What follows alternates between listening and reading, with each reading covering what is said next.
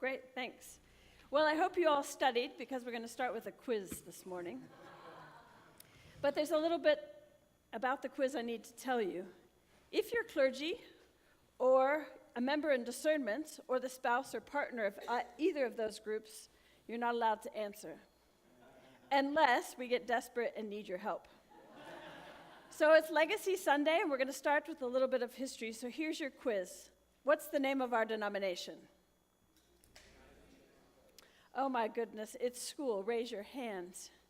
There we go. Well, then no sweets. Jeffrey got the first one. Oh. They're even putting it as an acronym, right? When was First Church founded? 1917. I don't know. Who got that first? I don't know. Put your hand up if you want the sweets. Okay, pass that down. When was the UCC denomination founded? Uh-oh. 1957. Kitty. The slide went up. Cheat. And what was the date of my ordination? Not yet. Ordination. Greg definitely doesn't get. Okay, go ahead and reveal. Isn't that interesting? I've learned something new about June 25th. Isn't that exciting? Who formed the United Church of Christ? Yay, who said there's 4 of them? Greg. I think he doesn't get. How many sweets is he going to get? What side did this church come from? Congregationalists, right there. One of our newest members got it. Yay. What are the main tenets of our denomination? Name one. That covenant answer is coming. Okay, reveal. Social justice, education, and freedom of thought. Next question. Name a famous college established by the Congregationalists. Who said Harvard? Oberlin? Yes, and many more. Reveal. And there's lots not listed. Who said Harvard? Including Madeline said Rollins. She wants something. There you go, Madeline. It's where her brother goes to school. Next slide. Next question. What year did the Congregationalists ordain women? 1853. That one's mine. Oh, good, it's a Kit Kat. And they've always ordained women. Next one is, what year was the ordination of the first openly gay male? 1972. You go. One more slide, it'll give the name there of Reverend Bill Johnson. What is the motto of the UCC?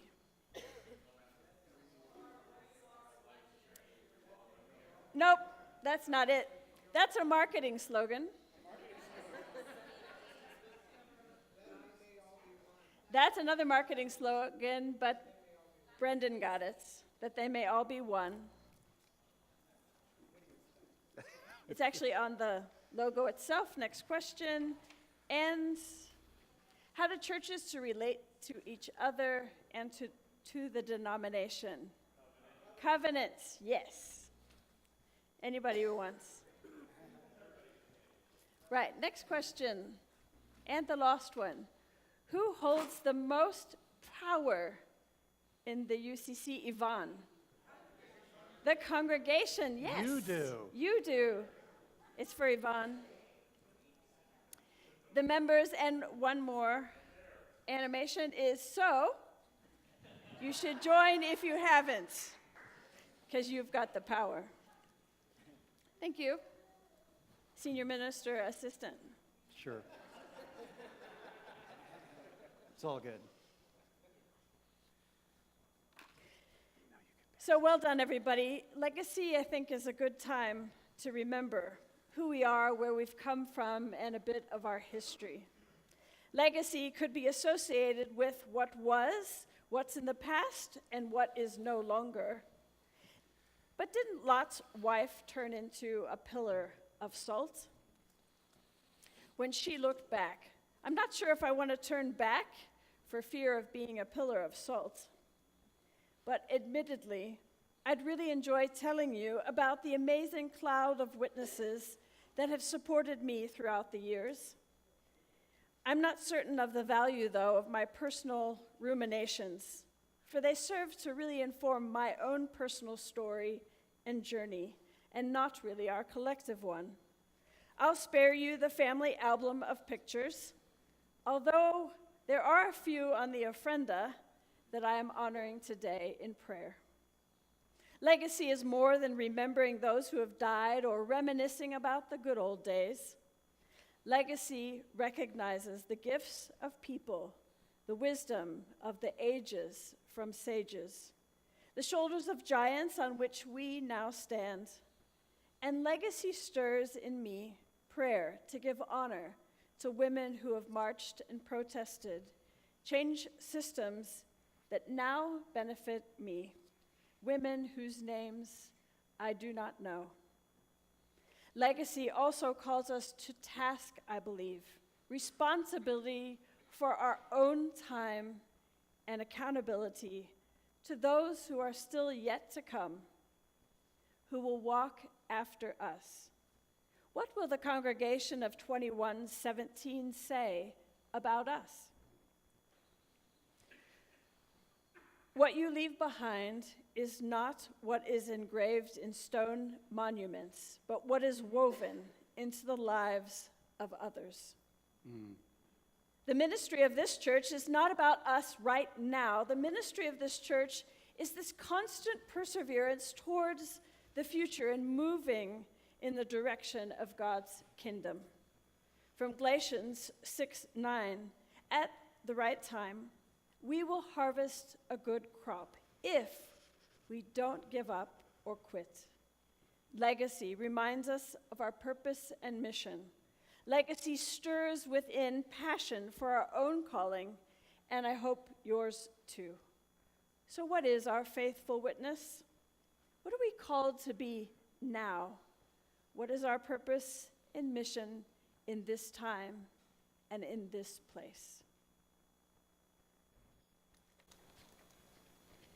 So what a wonderful expression for today, the day in which we honor those good old days, as Susan mentioned a little bit earlier, but also recognizing that we haven't reached the end of the race yet. We must begin to ask ourselves, what is our legacy? Meaning, what are the collective dreams of all of the folks sitting in these pews in this church today? What about those that we are connected to beyond these doors? And what role are we really, each of us, playing right now at this moment on this day? What dawned on me when preparing for this week's message and reading the Bible verses and sitting with Susan and James was the repetition of the concept of community. So the concept of community. Words and phrases such as we, bearing with one another, our legacy, let us work for the benefit of all. We have to understand that repetition plays an important part of who we are as a community. And then if anybody knows anything about me, we know this is coming. In our current practice of democracy, the one where capitalism, democracy, and freedom are tied together in ways that leave so many of us behind, who stands to benefit from the status quo? How are we a church that are located in the expansion and the expulsion of downtown Phoenix, working together to make sure that the justice and the heart of this church, of the UCC, are emulating love into those spaces? Is our legacy going to be about marching together as allies for a transgender community, providing respite for families seeking asylum and scholarships for DACA students, serving our community experiencing homelessness and instability, collecting school supplies for our educators, supporting the church financially, or connecting to the humanities through faith, through the production of social justice open mic nights, potlucks, reproductive justice forums, feminist book clubs, Bible studies, Farrakhan launches, Ofrenda events, rainbow festivals, and the series that examines our privilege. And y'all, we just did that since June. Everything I just listed has just been since June.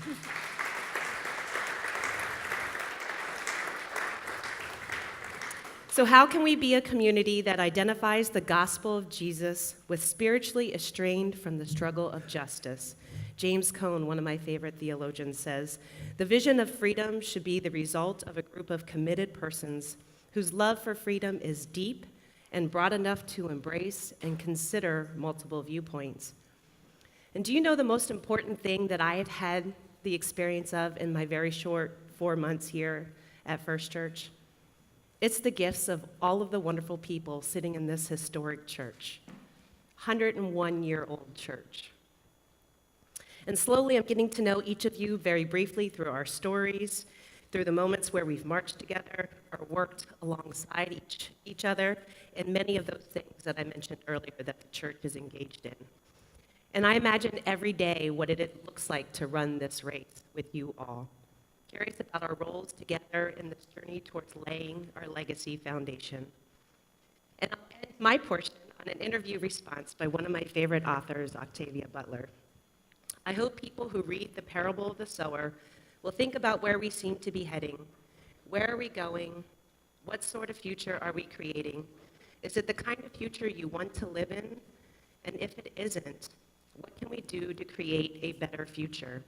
Individually or in groups, what can we do?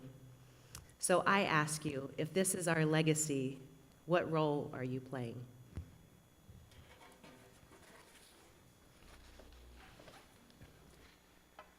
So yes, I have my staff. As the senior minister.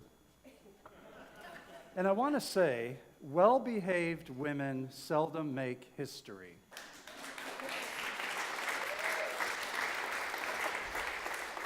And I really want to honor Pastor Susan and Ellie for not being well-behaved.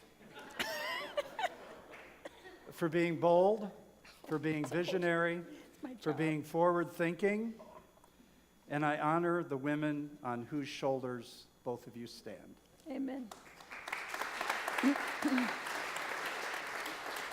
But as the senior minister, the old man among you, I have the bigger picture, right?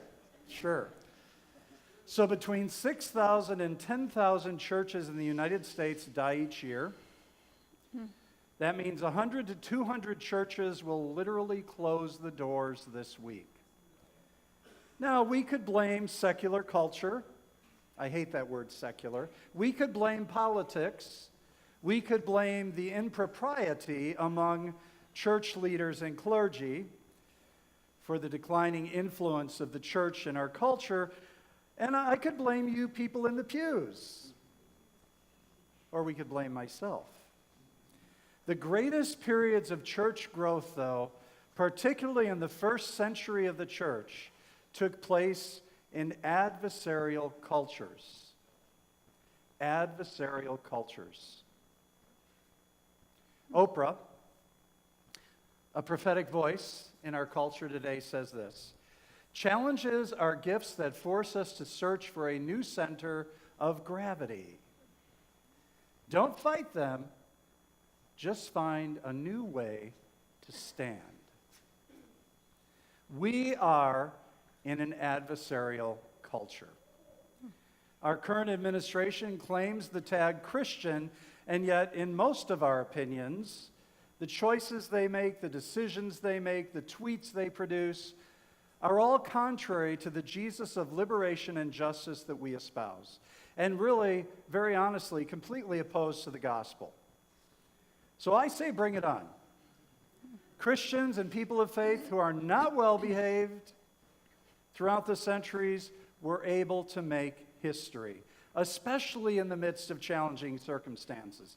In fact, when the heat is on, according to Bernie Sanders, difficult times often bring out the best in people. Amen. Do you think the early followers of Jesus were well behaved? Not according to what I read. They were up against one of the most powerful political empires ever known to men and women to date, the Roman Empire. But hey, folks, it only took about 400 years for the Roman Empire to fail. And it wasn't built in a day. This is my favorite image of the Lord's Supper, because these disciples were pretty hard blank, I'll let you fill in the blank, men and women who gave their lives for the cause. Faith thrives in dire situations. I would suggest, let your faith be bigger than your fear. Right now, fear is controlling us. Is fear a sensible reaction? Probably. Does fear mean that we shrink back? Someone at my local cafe, the Tuck Shop, told me yesterday as Susan and I were checking it out, that there were a whole slew of 20-somethings that were recently interviewed, and they're afraid, and they are tired, and they are feeling hopeless, and they decided not to vote. Well, if you ain't voting on Tuesday, you got nothing to complain about. So do you think the early disciples lived out of fear or faith? They died for faith. They were hung upside down. They were decapitated. They were cast into cauldrons of boiling oil. They were burned at the stake, just to name a few ways that those early disciples died. And after the death of the apostles and the disciples, who were men and women, by the way, the faith continued to spread like wildfire. Even though Christianity at that time was declared to be an illegal religion. Hebrews 12:1 was quoted for us. Therefore, since we are encompassed with such a great cloud of witnesses. This morning, to conclude, I want to talk about the cloud of witnesses and encourage and stir up our own faith and our own hope. MLK said, if you haven't found something you are willing to die for, you aren't fit to live. MLK died so that blacks could use the same fountain as whites.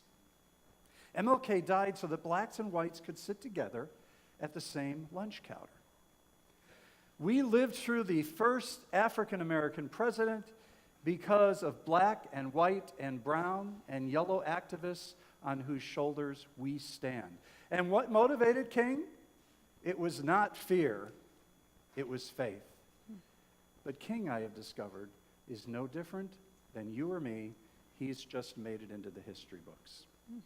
Oscar Romero, he spoke out against poverty, social injustice, the torture of El Salvadorians in the 60s and 70s, until he was gunned down during the middle of Mass. Romero's work was the foundation for a peace agreement. And he had a simple message.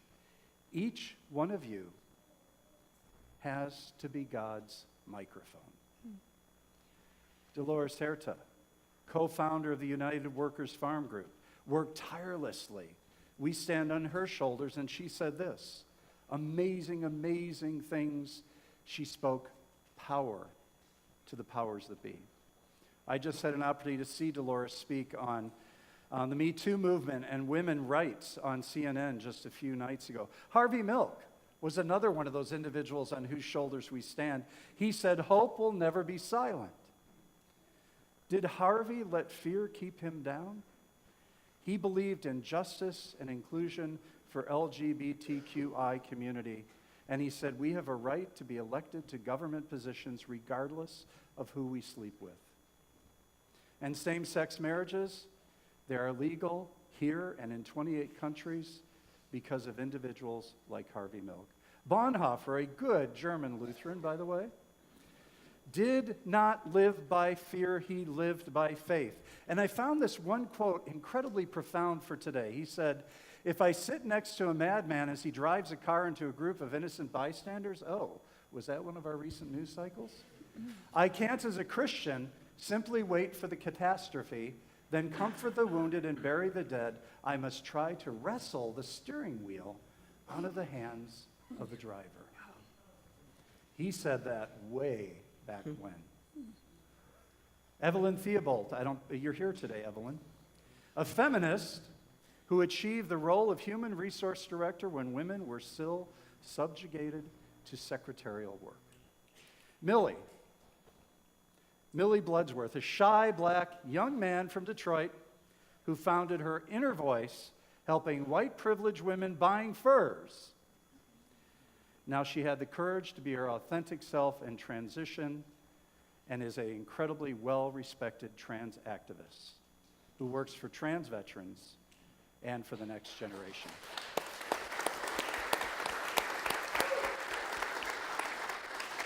Now, our trans Brady Bunch isn't here today, but at least Shirley is here to represent them, right, Shirley? Do some amazing things with LGBTQI youth. They fed 120 Guatemalans dinner 3 nights and 2 lunches with hardly any help. Diane, a regular, is Diane here? There she's in the back. Diane, a regular Midwestern woman from Detroit, the D, who set her heart and her life on feeding 250 homeless people each week. Is Diane living on a fear? Does Millie live on a fear? Did Evelyn live into her fears? Do Shirley and Daniel live into their fears? Dr. Carey, a woman who says, y'all have a right to your own choice, to your own body as a woman. And I know you are fearless.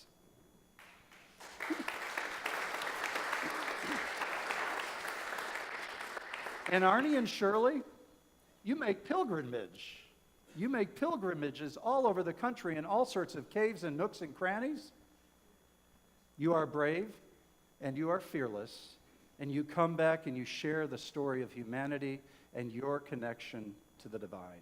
And Pastor Susan, you spent 19 years in South Africa. You have a family in Florida, the other side of the continent. You decide to move all the way over here to do ministry with us. Did you do that on a fear? Faith. Or did you do that on a Faith. faith? Faith. So,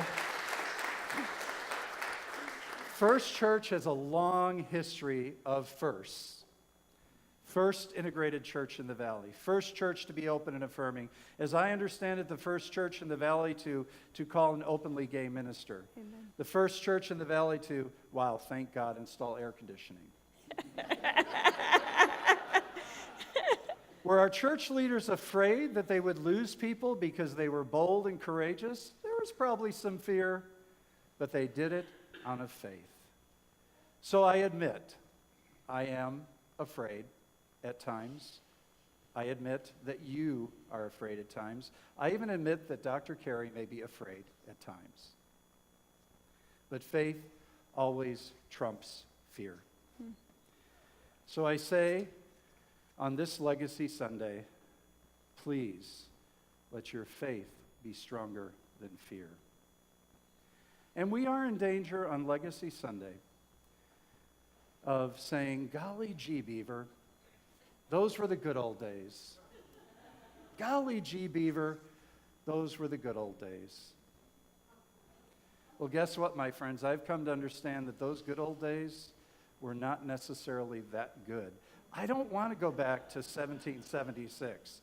I don't want to go back to 1861 or 1865. I don't want to go back to 1920 when women were fighting for the right to vote. I don't want to go back to the 50s and 60s in the midst of the civil rights movement. I don't want to go back to 69 to the Stonewall riots. I don't want to go back to August 2014 in Ferguson, Missouri. But what I do want is I want to be like Jesus. I want to be like Jesus who continued to move forward and brought a message of faith and hope and liberation and peace. I want to close my words today from an idol and a comrade who is one of our legacies, Martin Luther King, who is obviously with us still in spirit. And he said this: all of life is interrelated. We are all caught in an inescapable network of mutuality tied to a single garment of destiny. Whatever affects one directs and affects all indirectly.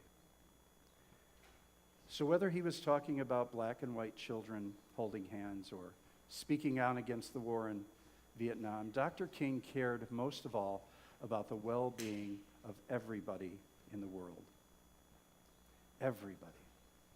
I had a chance to see that this week at the trans rally. As we gathered, I experienced those very words of MLK in the midst of that rally as we gathered to support trans people. I stood in solidarity with Rabbi Shmuley, who himself was grieving the loss of so many at the Tree of Life Synagogue in Pittsburgh, but he pushed through the fear.